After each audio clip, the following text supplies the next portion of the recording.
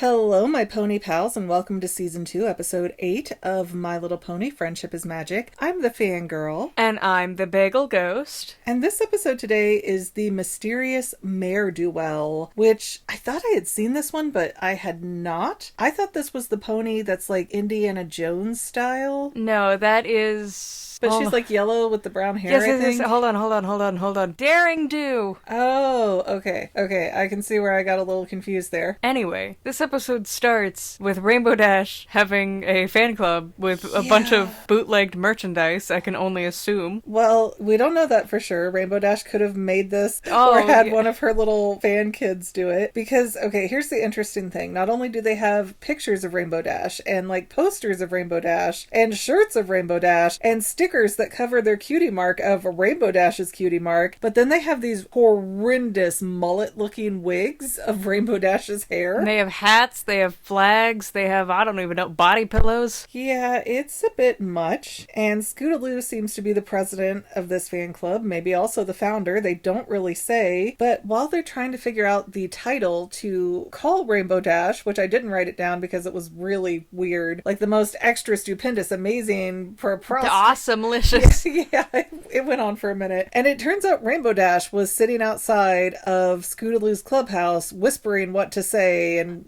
really weird vibes. Within the first 2 minutes of this episode, it already rubs me the wrong way. There's never been a good Rainbow Dash episode, and I will die on that hill. I don't know, it seems to start out good, or at least with good intentions, and I assume after the credits, everything that we see is after this fan club meeting, because Rainbow Dash hears a kid screaming down a well. Rainbow Dash goes and saves that kid, and she almost seems surprised that there's a crowd gathered to cheer her on while she does this task. Which feels weird considering she was just spying on her own fan club where people were covered in her merchandise. You know what this feels like, though? That part of Hercules right before Zero to Hero when he defeats the Hydra after everybody's like, nobody likes this Hercules guy. But then the Hydra's dead and they're like, yay, Hercules! And then Hercules could do no wrong. And it's almost like we have the 7 labors of Rainbow Dash in a very similar fashion. Who put the glad in Gladiator? Hercules! Anyways, though, next there's a pram with a little baby pony trying to go over the cliff, but Rainbow Dash stops it. I mean, the baby isn't trying, but the pram... The pram is taken by gravity, which is a great song, by the way. If you're not into Has-Been Hotel, get there fast. Every time we open this app to see our My Little Pony episodes, I see on her account at least 3 recommendations for Gravity. It's a banger, man. I know, but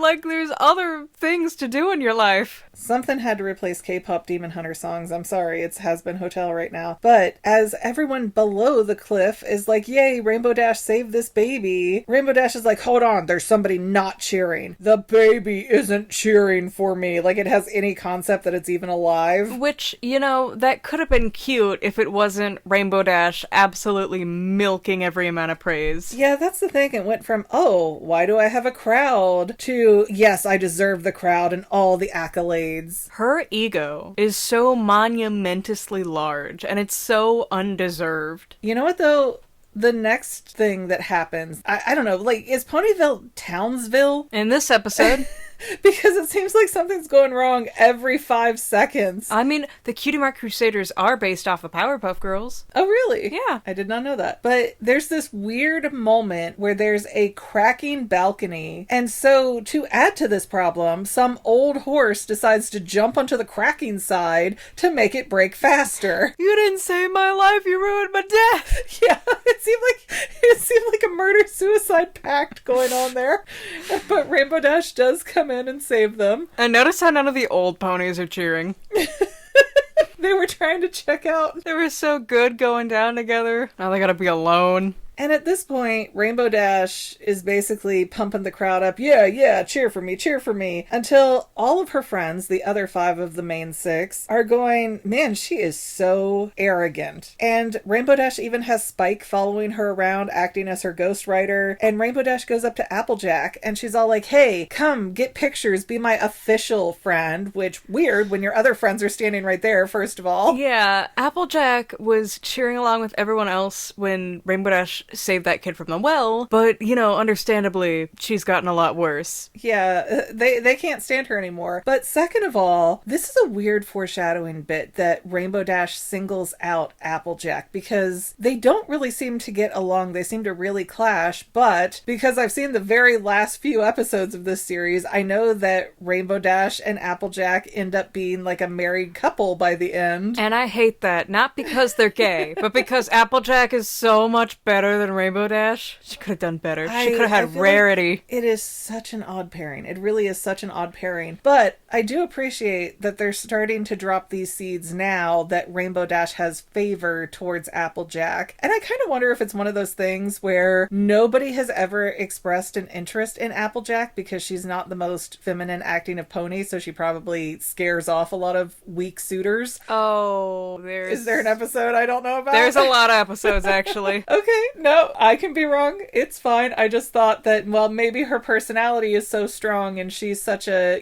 roll up your sleeves and do it yourself gal. Maybe Applejack doesn't get a lot of people interested in her, so that's why she went with Rainbow Dash. But okay, just destroy my thought process. Yeah, no, Applejack's surprisingly popular. I am so mad that out of all of the main 6 that they could have made a lesbian pairing, they chose the worst one. Applejack morally is like the best one, and Rainbow Dash sucks on every regard.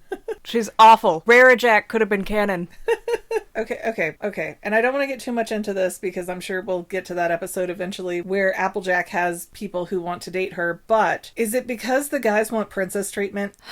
There's one episode where a really showy, flashy, fancy Canterlot guy comes, and he's the ugliest pony you could think of. He's got the brown fur with the neon yellow mane. He's disgusting looking. And Rarity's like, oh, but he's so dreamy. And everyone's like, no, he's not. And he sees Applejack, and he's like, oh, she spits. That's so quaint and charming. And he throws what I think is racist slurs at her. Interesting. Okay, but again, we will get to that whenever we get to that. Any idea what season that's in? It's before Twilight's a Princess, so before Season 4. Okay. Now back to the episode we were talking about. Coming into the next scene, there is Rainbow Dash standing on the ground signing autographs for her fan club, but a hot air balloon has popped and it's plummeting to the earth behind her, and even the people around her are like, you gonna handle that? And Rainbow Dash is all, I have at least 10 seconds. I'm good. I'm gonna sign a few more autographs. And then when she zips over to try to save the day, she's too late. This masked pony that kind of looks like Darkwing Duck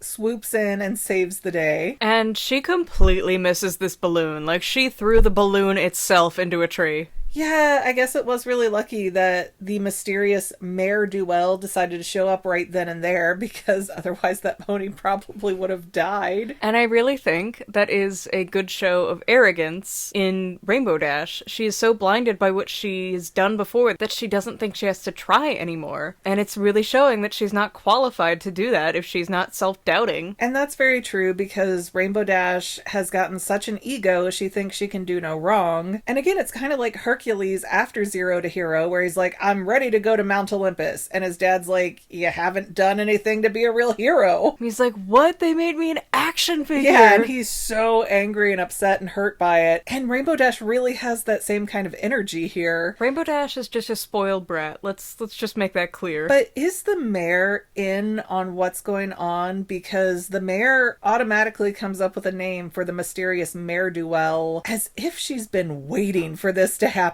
Please, yes, anyone but Rainbow Dash.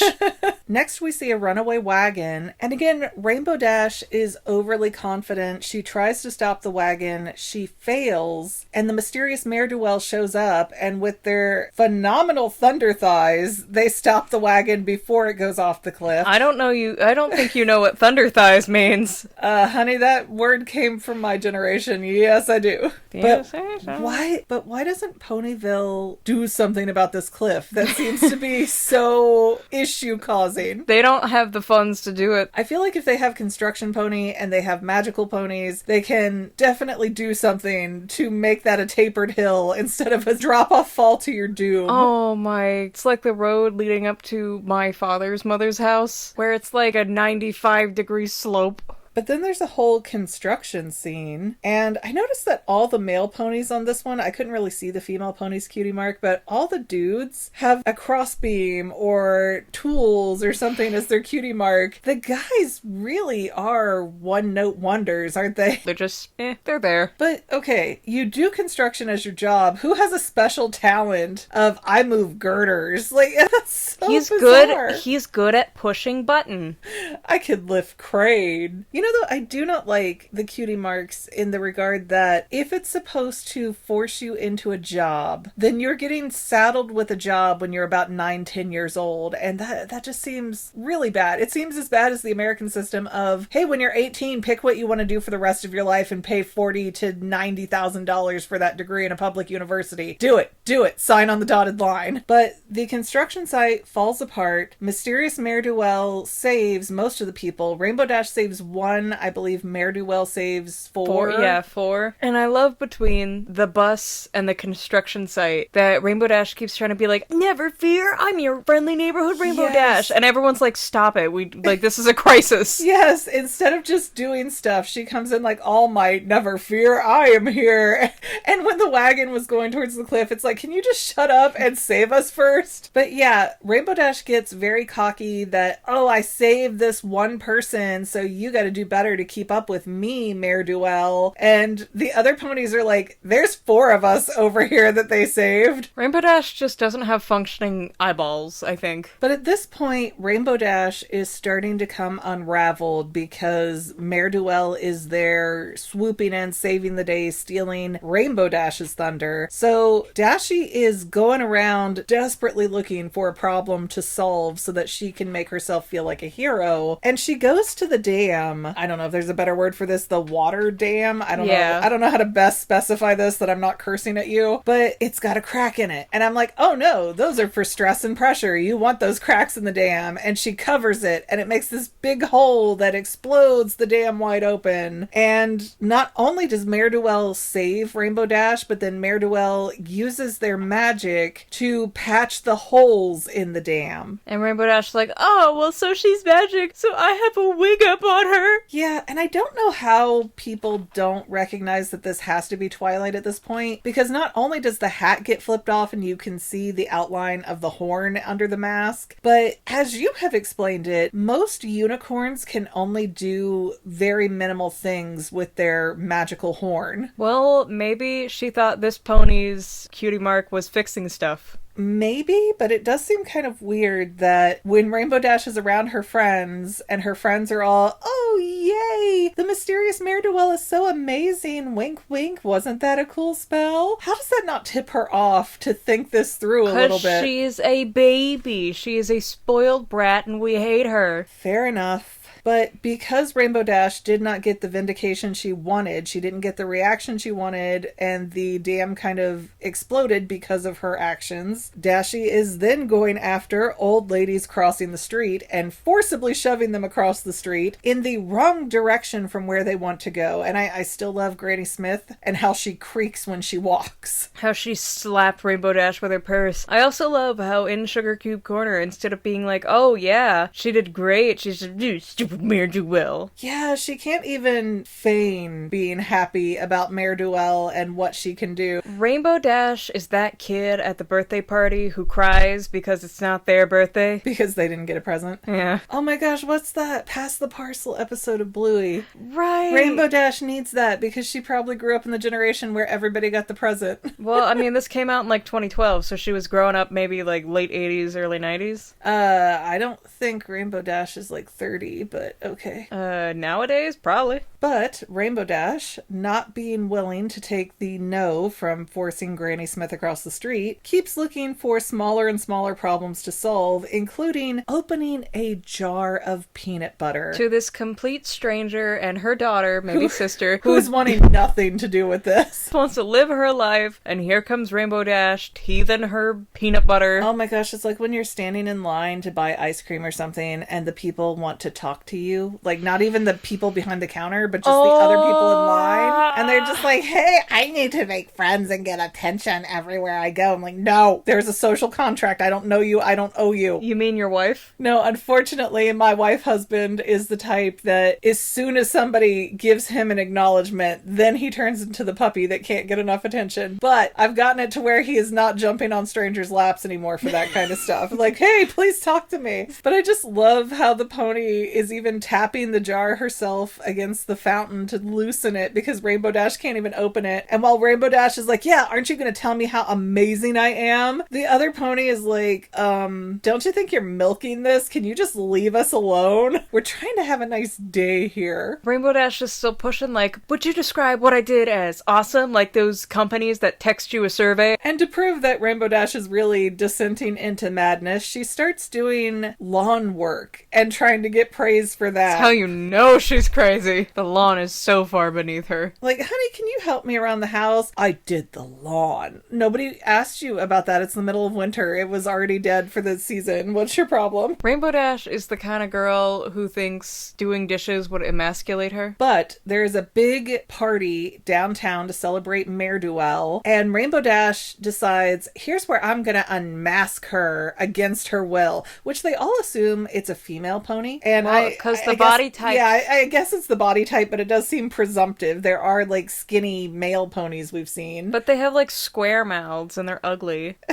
Jeez. But here's where I really question Rainbow Dash's cognitive abilities, because they do this maze chase scene where Mare Do Well's running in all these different directions and Rainbow Dash gets kind of disoriented trying to chase down Mare Do Well. Girl, you can fly, go up, and then they cannot hide from you. And that's actually how she ends up finding Mare Do Well, is she gets on a roof and like, oh, there they go, gotcha. And she finds out that it's been Pinkie Pie, Twilight Sparkle, and Applejack all switching places as Mare Do Well to effectively save the day in whatever their talents warranted. And, you know, that's fair. If she's so cocky she can't save the day, would you rather save your friend's ego, who's a jerk to you, or would you rather save these ponies' lives? Well, that's what I can't decide. Did they come up with doing this because they wanted to fill in the gaps that they were worried Rainbow Dash was going to miss? Or are these three doing this Mare Do Well act because they want to put Rainbow Dash in her place and knock her down? If it was Rainbow Dash doing this, I would say the latter, but this is the good ponies doing this, so I want to say both. I feel like for it to be the first option, that something would have had to slip through Rainbow Dash's ability or care at that point. Like the balloon? Yeah, but they already had the costumes at that point, so they were already ready to be Mare Do Well. It's just a little weird, but we end the episode with Spike going, I already got your letter to Celestia ready as your ghostwriter. And Rainbow Dash, and I don't know how to feel about this, is like, no, I'm gonna write my own letter. And I feel like she's only saying that because Spike already put in the time and effort to do it. I know there's a little bit of Spike wasn't lying in the letter. Yeah, there's a little bit of a lesson here of, no, I need to do things myself and not be so arrogant. Okay, fine. But you didn't even read what Spike wrote. What if he had a very phenomenal, well-written letter and then you just threw it out? You just crushed that baby. I feel like you did not learn a lesson. Oh, don't worry. Here. Twilight's crushed him enough.